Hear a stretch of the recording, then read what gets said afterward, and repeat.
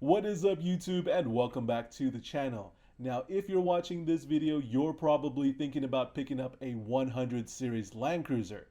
Just in case you're still on the fence, make sure you check out my other video, which I will post right here, which goes over the 5 top reasons why I would not pick up a 100 series Land Cruiser. Now for those of you that are still with me, here is 5 things that you should look for when buying a 100 series. Now for this checklist of 5 things that I've put together, some of them apply to any used car that you'd pick up, some of them apply to specifically the 100 series. Either way, make sure you check out these items before you make the purchase. They are guaranteed to save you money in the long run.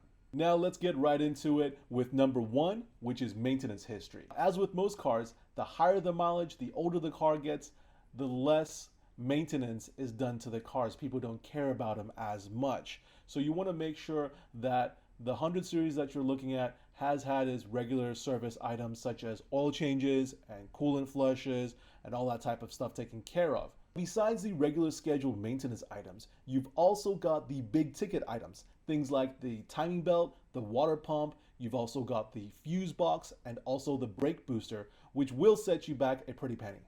Number 2, you want to make sure that everything is working as it should. That's probably kind of a given when you're checking out a used car, but in the case of the Land Cruiser, everything costs a lot more to fix, repair, or replace. So you want to check out little items like the sunroof, the AC, and the brakes. Also, make sure you go through the transmission and make sure every gear works as it should, and test out the transfer case. Something that I usually do when I go check out cars is to bring my little OBD2 scanner with me. The one that I use is actually a really cheap one. I think it's like $50 off Amazon. I'll have a link in the description down below. It basically reads all the engine codes that you'll need for the Land Cruiser.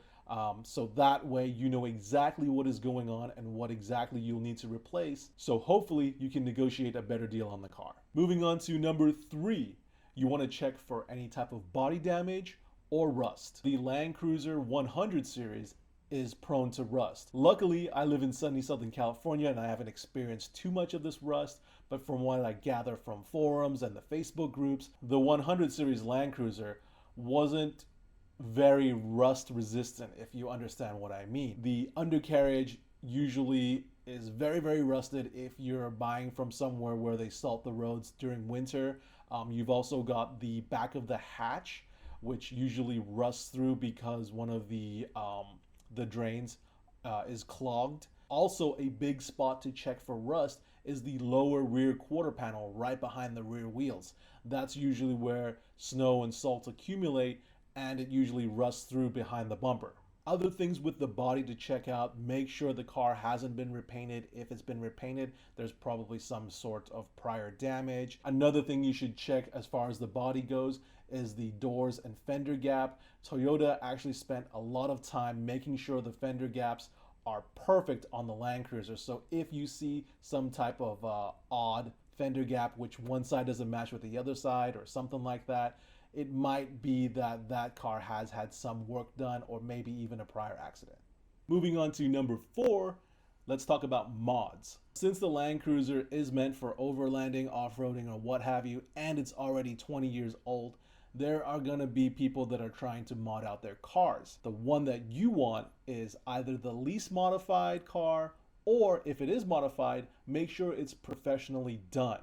2 easy ways that you can tell if a modification was done professionally is by 1, the wiring, and 2, the welding. Let's say you're looking at a 100 series and it already has some aftermarket lights wired in.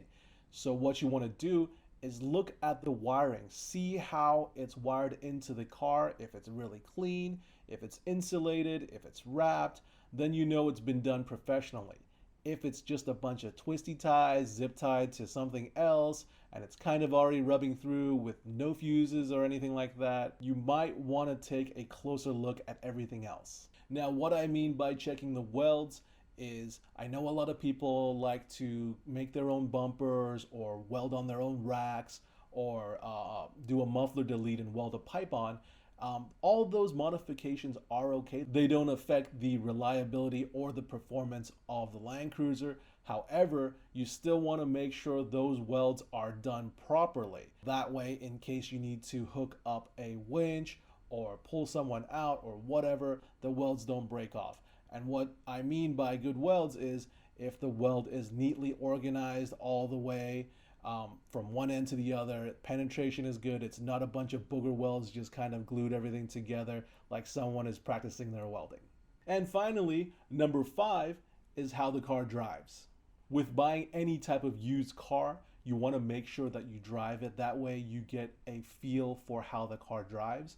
Now, some things that you want to check for is, does the car accelerate very smooth, or does it hesitate or something like that? Are the brakes making a squealing noise? Are there any types of vibrations in the steering wheel or in the chassis itself? Is there any type of clunking noises? Is there any smoke, any type of smell? All these things could add up to big bucks down the road. So that's it for my top 5 things to look for when checking out a used Land Cruiser. If there's something that you think that should have made the list but didn't, let me know in the comments down below. If you haven't done so already, make sure you go ahead and hit that like button. And for more Land Cruiser and Overland content, don't forget to subscribe. Thanks for watching.